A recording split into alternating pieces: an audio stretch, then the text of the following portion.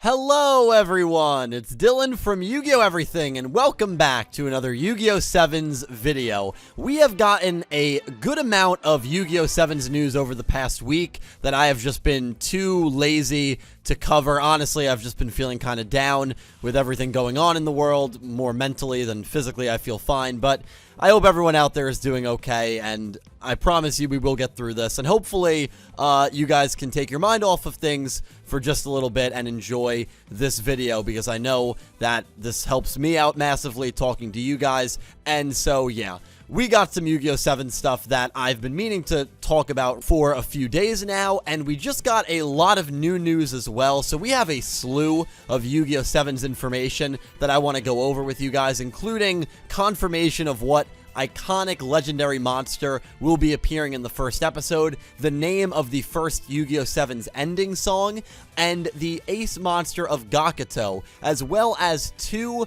brand new characters, a guy and a girl, that we have gotten the designs of and small bios of for Yu-Gi-Oh! 7's, and one of those characters has a very familiar voice actor, someone who was a VA in Yu-Gi-Oh! Vrains. So let's just get to it. Blue Eyes White Dragon is going to be in the very first episode of Yu-Gi-Oh! 7's. Should not be a shock to anyone. Blue Eyes White Dragon was summoned by Hologram Man in the trailer.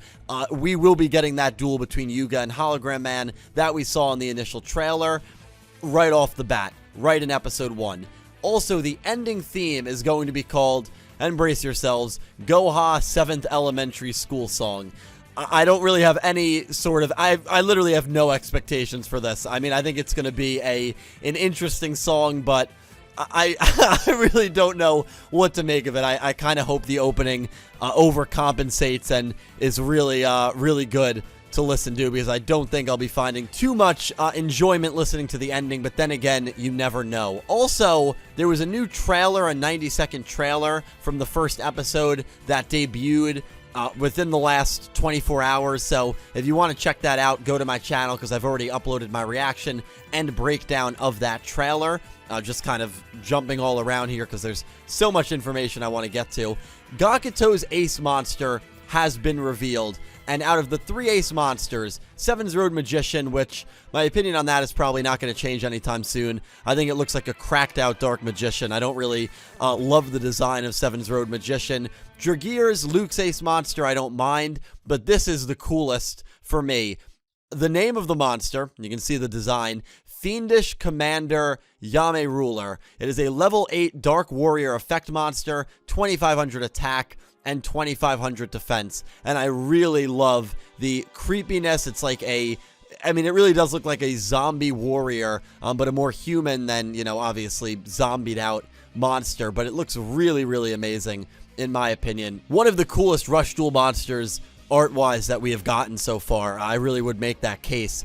And here is the requirement. So if this card was normal summon this turn, you can activate this effect by changing this card's battle position from face-up attack to face-up defense, or from face-up defense to face-up attack. Not really too much of an advantage there, because it literally has identical stat points in the attack and defense department. So yeah, unless it's going to be maybe like a wash if a monster with 2500 attack is attacking you, and you can switch to defense to prevent mutual destruction, maybe it would be useful, or you can limit the amount of life points lost if it's going to get over it, but it's not really a great effect. But its actual effect is until your opponent's next end phase, neither player can tribute summon level 7 or higher monsters while this card is face up on the field. So that is interesting. It's a bit of a floodgate, one of the first floodgate monsters that we have gotten in Rush Duels. If you can get this on your field, you know, it's not going to last too long. It's only going to last 2 turns, but hey, your opponent is not going to be able to summon any sort of high-level monster, and because we've seen like level 5s and level 6 monsters have 1700 attack, you need a high-level monster to get over a monster with 2500 in Rush Duels, especially with the early card pool that we have gotten. So this seems like it's going to be a pretty cool ace. It seems like it's going to be a pretty decent monster. Gakuto is a character that I guess is probably going to duel pretty early on if we're getting his ace monster. This is the first card that I want to say outside of like Yuga and Luke's starter packs that we have gotten, so expect a Gakuto duel pretty early on in the show. I don't think we have any other of his cards, and we don't have Roman's Ace yet, but we'll just have to wait and see when we get those cards. But still, I really like the Ace of the archetype, and Gakuto's deck could very well be one of my favorite decks early on in Yu-Gi-Oh! 7s. Now the big news, the news that most of you probably want to hear when you clicked on this video and want me to discuss, and it's the 2 characters that we have gotten for Yu-Gi-Oh! 7s. And the first character is being voiced by a very familiar gal, and that is Ghost Girl Emma Besso's voice actress. Kamakura Yuna is back voicing a character named Ranze. Please tell me how to pronounce that name. You guys are always very good at that, and I apologize that I continue to butcher the Japanese language on a daily basis. So Ranze, I'm just going to call her that for now, and if it's incorrect, please correct me down below. The Student Council's vice president, she assists Gakuto with the Student Council's duties and enforces discipline at Goha 7th. If I'm not mistaken, I believe we got this character actually in the trailer. Yeah, we did. And the one guy in this trailer, which we still do not know his name, I actually thought these 2 characters were going to be kind of irrelevant. I didn't think they were going to be important, but the fact that we're getting a little bit of a bio on the girl and not the guy makes me think that this girl is going to have probably a bigger role than the guy in this image behind Gakuto. Whether she's going to have a big role remains to be seen, but I'm really interested to hear how she talks, because she's probably going to be very stern, she's probably going to be very serious, whereas Ghost Girl in Yu-Gi-Oh! Vrains, remember, same voice actress, was very flirty and mischievous, and kind of seductive and playful. The way that this girl is being shown off in the trailer and even in the image with the very, very atypical anime glasses shot makes me think that she's going to be a very serious and stern and cut the BS kind of character, which is much different than the kind of character Emma was. So I'm interested to see how her voice actress performs this role. Will she have a big role? Probably not, but it is cool to have another character in this universe and kind of expand the pre-7s airing lore of Yu-Gi-Oh! 7s. The next character is also a pretty interesting one. I like the design a lot, and his name is Umori Menzaburo. The VA is Nagumo Daisuke, and this voice actor is very new.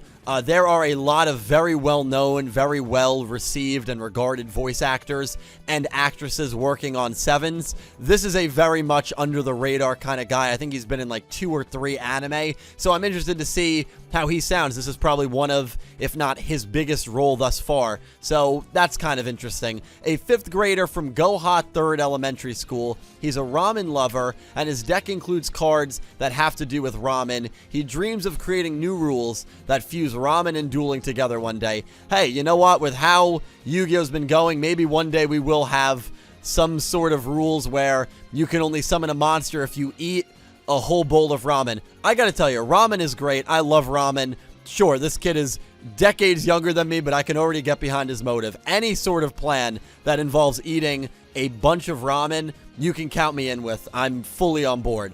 And then we got a little more on President Goha / Mr. Goha, who I believe, the Vader of 7s, if you will, I believe is going to be the main villain of this show. Maybe early on, but definitely villainous early on. The president / CEO of the worldwide megacore Goha Corporation, who has expanded into multiple business fields, including one heavily focused on dueling. Now, this is interesting. He always wears a mask, and none of his staff, even the topmost executives of the company, have ever seen his face. So literally, nobody knows what this guy looks for. Imagine being like a CEO, or not a CEO, but like the VP in a company and not knowing what the president looks like. That's a little unnerving.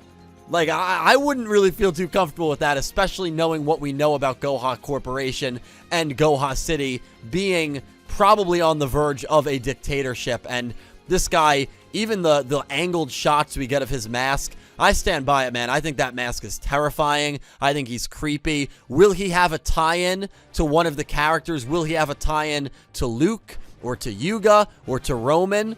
We're going to have to wait and see. But those are our 2 new characters and a little bit more information on Mr. Goha. I actually like that name a lot. I like that more than President Goha, Mr. Goha. That's really, it's good because it just, again, he is Goha Corporation. He is Goha City. And you have this terrifying figurehead, terrifying mask. I really like it a lot. So, Gakuto's monster, Blue Eyes is in episode 1. We got the ending theme, and of course we got that 90-second preview of episode 1, which I've already reacted to. Guys, we are 2 weeks away from Yu-Gi-Oh! 7's. 2 weeks! Where the heck did the time go, man? I just personally cannot wait for this show to get started. Will it be great? Will it be a pile of garbage? We really don't know. I have high hopes. I really do have optimism that this show is going to be enjoyable. But please, as always, I love talking to all of you. Please let me know all your thoughts down below in the comments. A special thank you to my Platinum tier patrons Alexa Baker, Glen McGookin, Jorge Carrillo, Horace Maye, Goosey Q, Vincent Van Der Veen, Panther J, Smith 620, Jorge Leon, Blue Maiden 28, Jarrett Buller, and Gabe G, and to my Diamond tier patrons Jesse Wood, Latrell Smith, Sean, and Melinda Phantom, and to my Egyptian God tier patron Syn Cloud. Thank you to everyone who supports me over on Patreon, and to everyone who is a channel member. I cannot tell you how much I appreciate you, and how much you truly help me out. I will talk to you all down below. Thank you so much for watching, and I hope you have an amazing day.